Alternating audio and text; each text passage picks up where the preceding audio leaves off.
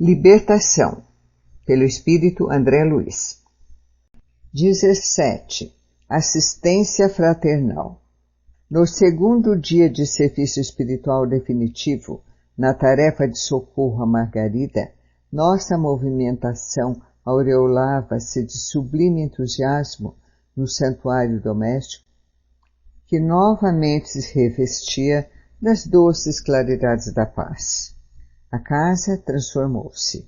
Desde a véspera, Saldanha e Leôncio eram os primeiros a pedir instruções de trabalho.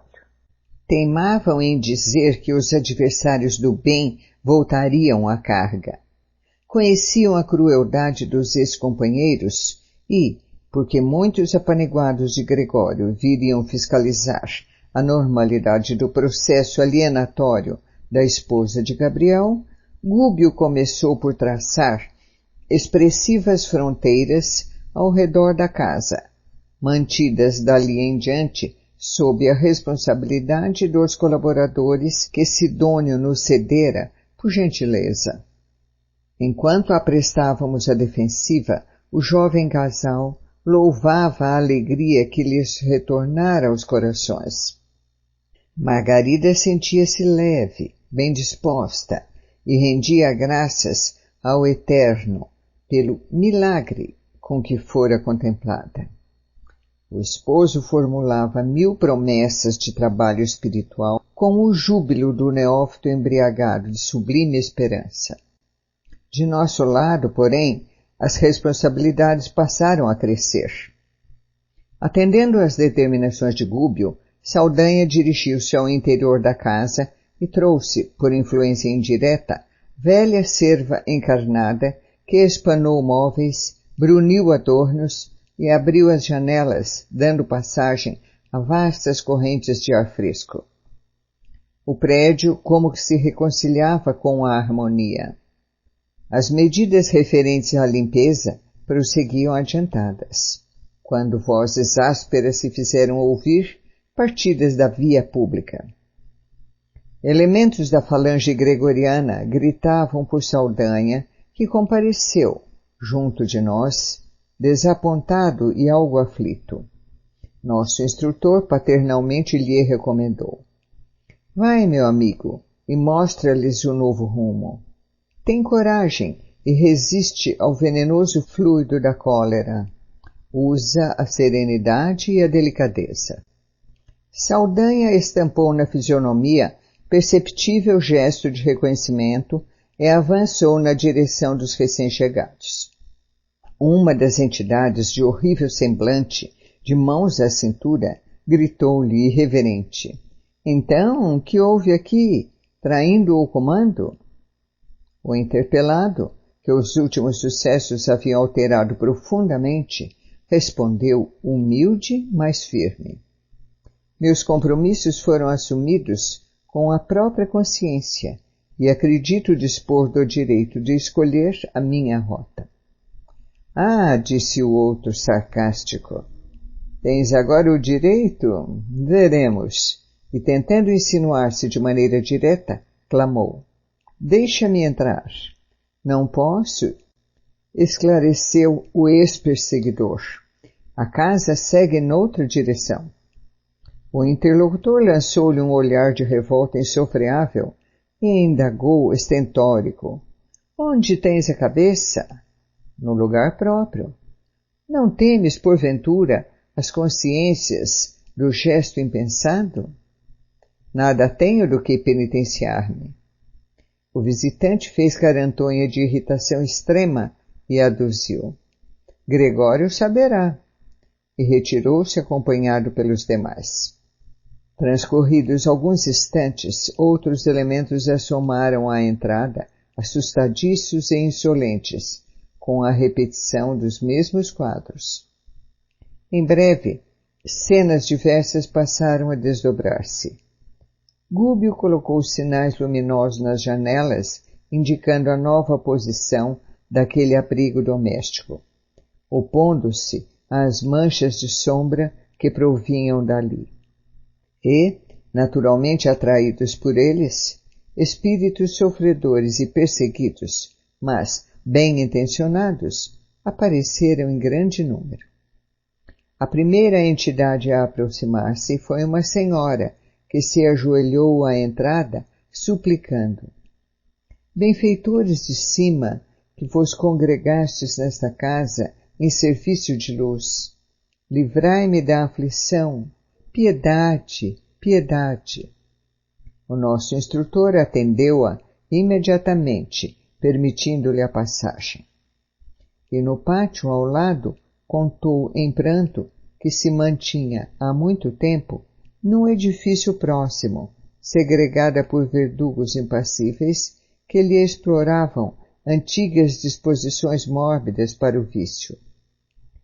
Achava-se, porém, cansada do erro e suspirava por mudança benéfica.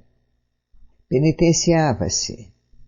Pretendia outra vida, outro rumo. Implorava asilo e socorro. O orientador consolou-a, bondoso, e prometeu-lhe amparo. Logo após surgiram dois velhos, rogando pousada. Ambos haviam desencarnado em extrema indigência num hospital. Revelavam-se possuídos de imenso terror. Não se conformavam com a morte. Temiam o desconhecido e mendigavam elucidações. Padeciam de verdadeira loucura.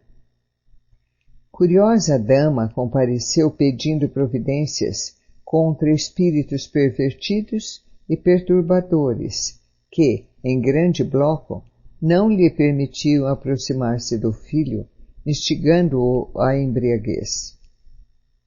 Outra veio solicitar recursos contra os maus pensamentos de um espírito vingativo que lhe não dava ensejo à oração. A corrente dos pedintes, contudo, não ficou aí.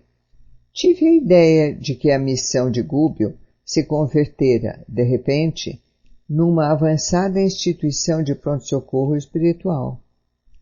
Dezenas de criaturas desencarnadas, sob regime de prisão aos círculos inferiores, alinhavam-se agora, ao lado da residência de Gabriel, sob a determinação de Gúbio, que dizia aguardar a noite para os serviços da prece em geral. Antes, porém, que o dia expirasse, começaram a surgir vários elementos da falange de Gregório, afirmando-se dispostos à renovação de caminho.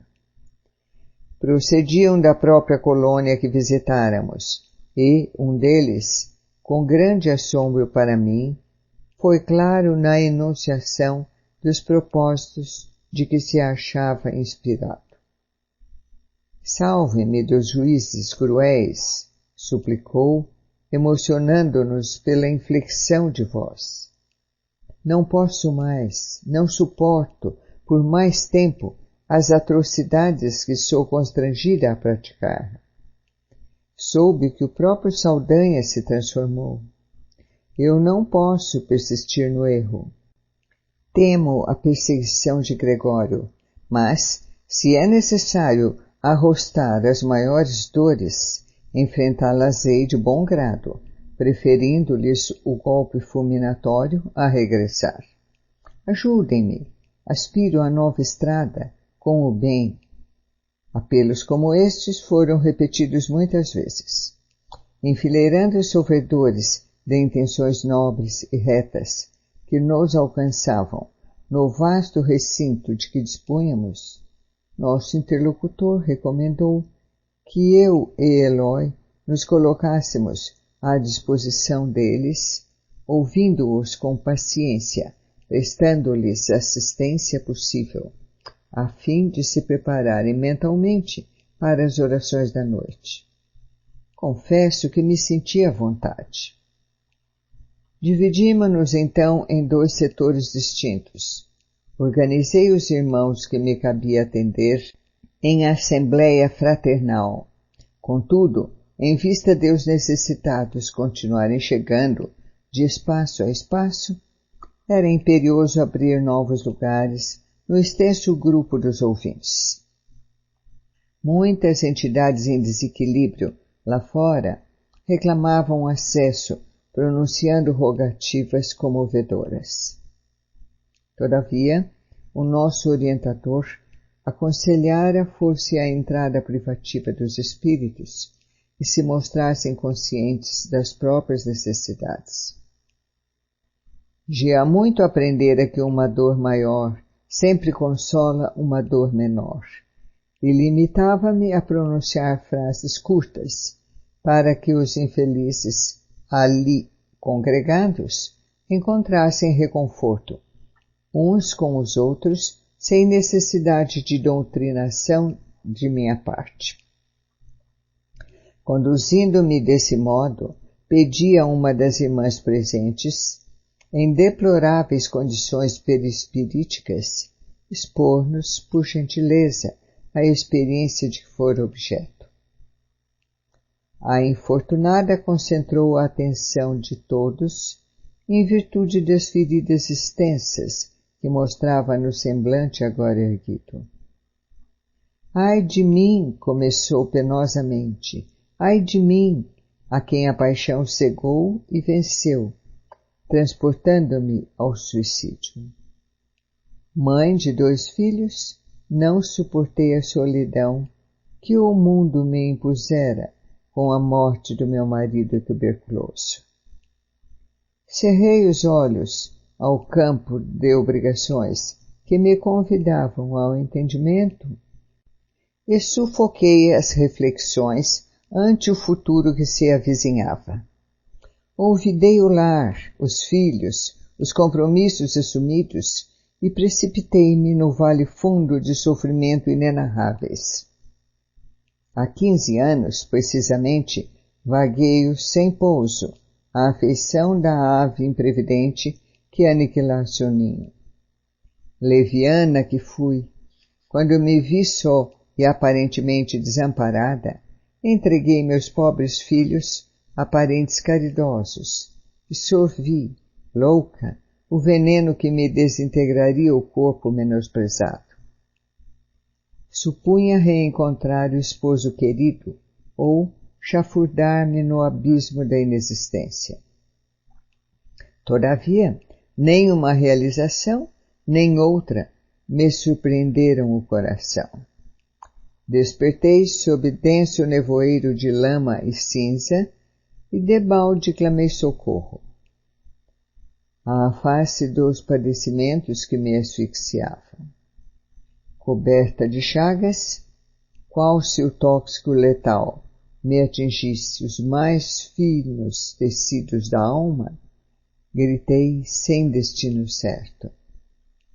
A essa altura, porque a emotividade lhe interceptasse a voz, interferi perguntando, de modo a fixar o ensinamento.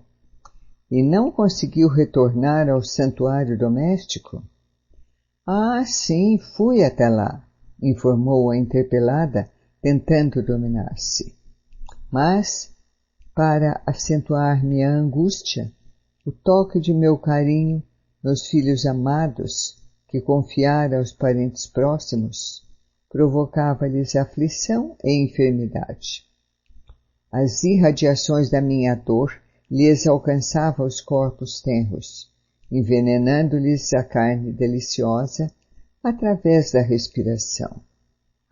Quando compreendi que a minha presença lhes inoculava pavoroso vírus fluídico, deles fugi aterrada. É preferível suportar o castigo de minha própria consciência, isolada e sem rumo, que infligir-lhe sofrimento sem causa. Experimentei medo e horror de mim mesmo. Desde então, perambulo sem consolo e sem norte. É por isto que venho até aqui implorando alívio e segurança. Estou cansada e vencida.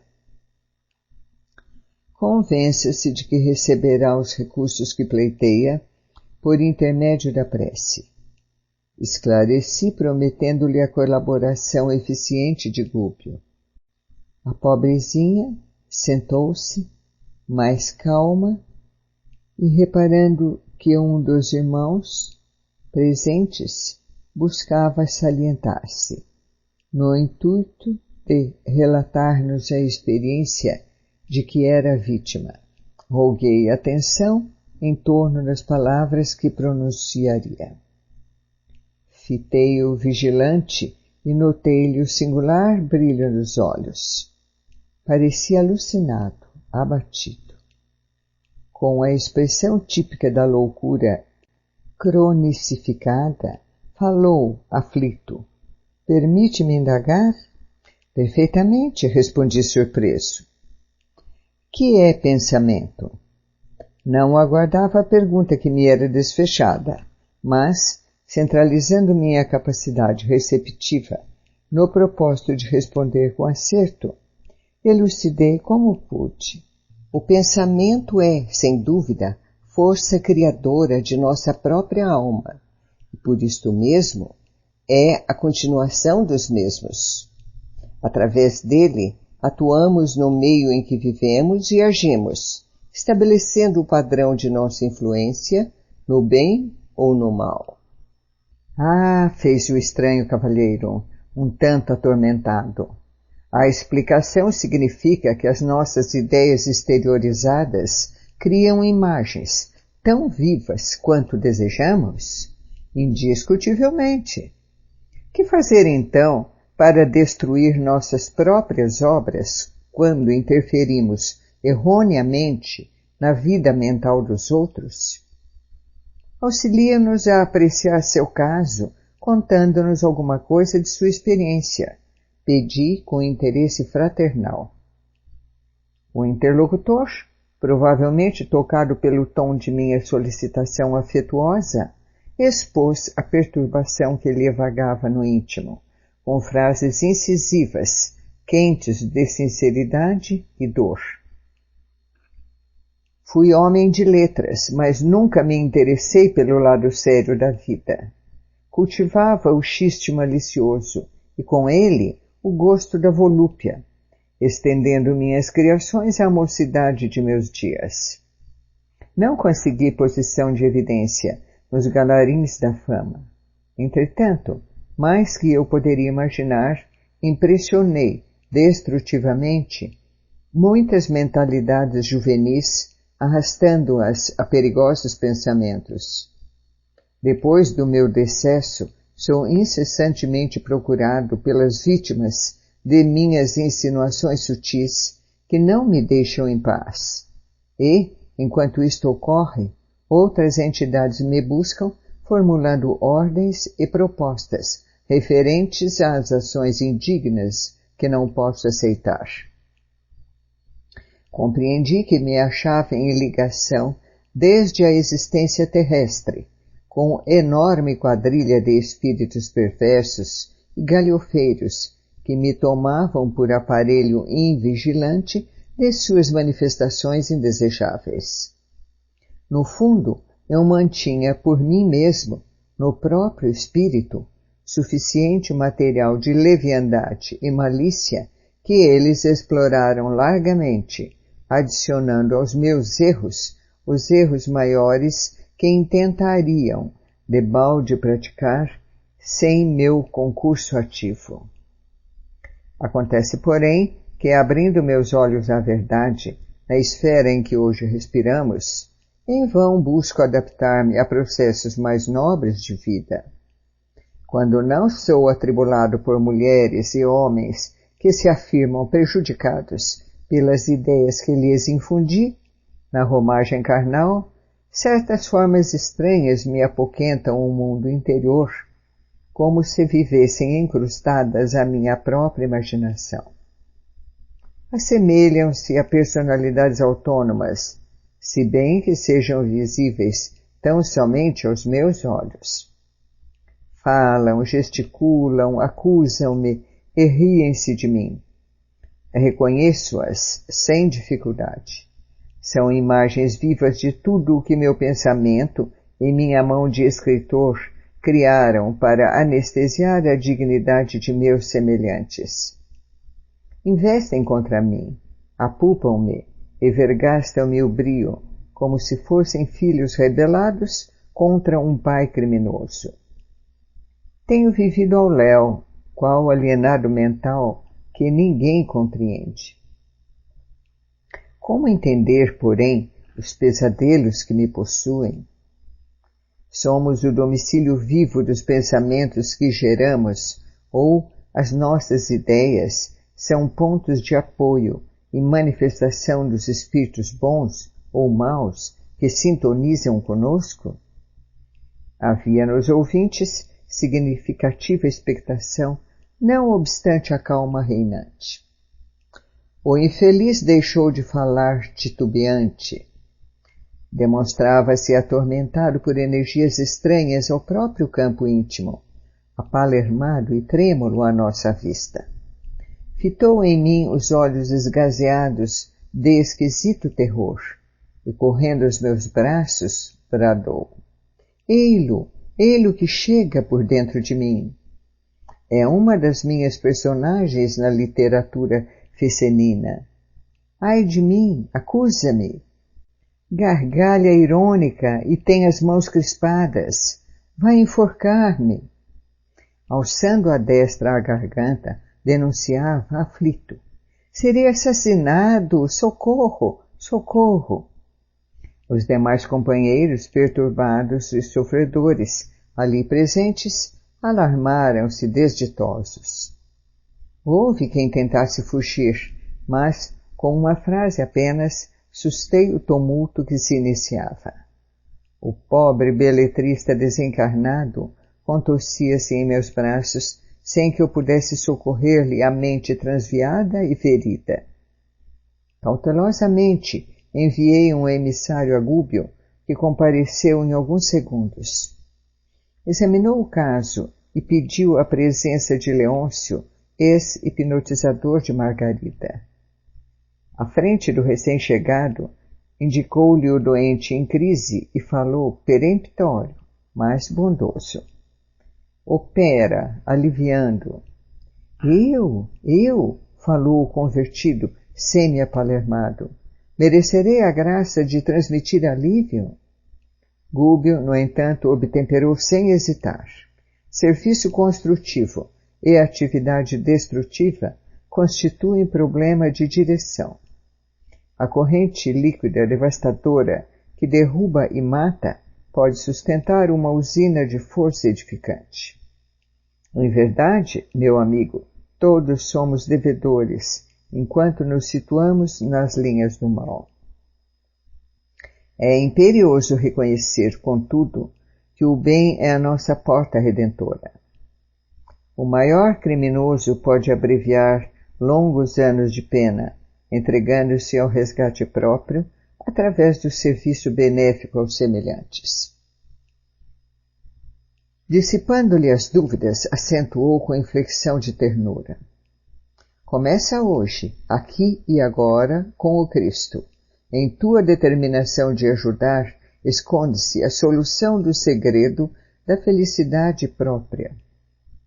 Leôncio não mais vacilou. Magnetizou o enfermo dementado que, poucos minutos depois, silenciou em profundo repouso. Desde esse instante, o ex-perseguidor não mais me abandonou nas experiências do dia, desempenhando as funções de excelente companheiro. A assembleia, porém, crescia de hora em hora. Entidades de boa intenção buscavam-nos sequiosas de paz e esclarecimento, mas, francamente, doía-me observar tanta ignorância além da morte do corpo. Na maior parte dos presentes, não surgia o mais leve traço de compreensão da espiritualidade. Raciocínios e sentimentos jaziam presos ao chão terrestre, vinculados a interesses e paixões, angústias e desencantos. E nosso orientador fora categórico nas últimas informações que transmitira. A noite próxima assinalar-nos-ia o término da permanência junto ao lar de Margarida, e cabia-nos preparar quantos nos buscavam, famintos de conhecimento santificante, para os serviços de oração que ele pretendia realizar. Não convinha comparecessem desprevenidos de avisos salutares e oportunos acerca das obrigações e esperanças que lhes competiam desenvolver.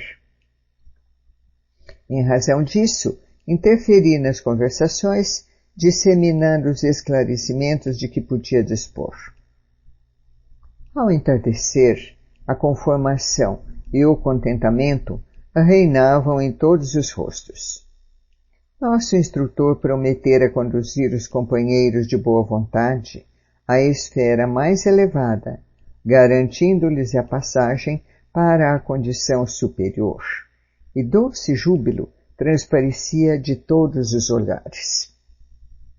Na exaltação da fé e confiança que nos dominavam, simpática senhora pediu-me permissão para cantar um hino evangélico, o que anuí, prazeroso, e era de ver a beleza da melodia desferida em notas de maravilhoso encantamento.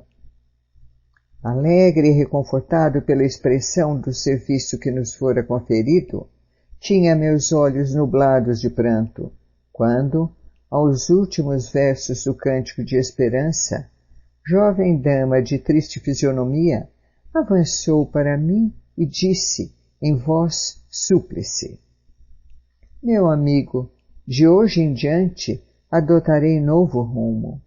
Sinto, neste cenário de fraternidade, que o mal nos afundará invariavelmente nas trevas.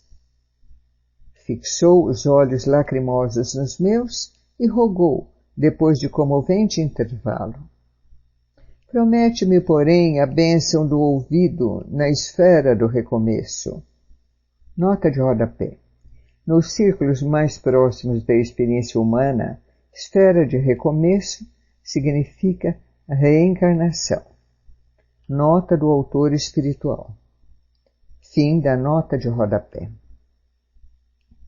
Fui mãe de 2 filhinhos, tão belos e tão puros como 2 estrelas, mas a morte me arrebatou muito cedo do lar. Mas não foi a morte o único algoz que me feriu desapiedado. Meu marido, em 6 meses, esqueceu as promessas de muitos anos e entregou-me os 2 anjos à madrasta sem entranhas, que cruelmente os amesquinha. Há 20 meses luto contra ela, tomada de incoercível revolta. Todavia, estou entediada do ódio que me constringe o coração. Preciso renovar-me para o bem, a fim de ser mais útil. Entretanto, meu amigo, tenho sede de esquecimento. Ajuda-me, por piedade.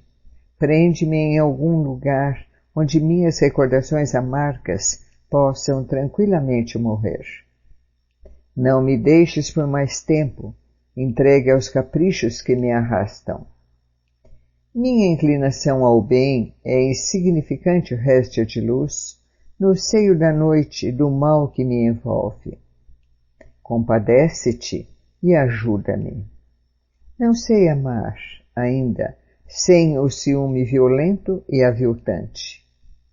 Entretanto, não ignoro que o Mestre Divino se entregou à cruz em extrema renúncia. Não permitas que as minhas elevadas aspirações desta hora venham a perecer. As rogativas e lágrimas daquela mulher acordaram-me a lembrança viva do próprio passado. Eu também sofrera intensivamente para desvencilhar-me dos laços inferiores da carne. Sensibilizado, nela enxerguei uma irmã pelo coração e que me cumpria esclarecer e amparar. Abracei-a, comovido, como se eu fizesse a uma filha, chorando por minha vez. E refletindo nas dificuldades de quantos empreendem a reveladora viagem da morte, sem bases de verdadeiro amor e de legítimo entendimento nos corações que permanecem à retaguarda, exclamei: Sim, farei tudo quanto estiver em minhas forças para auxiliar-te. Fixa-te em Jesus, e doce esquecimento do perturbado campo terrestre te balsamizará o espírito, preparando-te para o voo às torres celestes. Serei teu amigo e desvelado irmão. Ela abraçou-me confiante, como a criancinha quando se sente segura e feliz.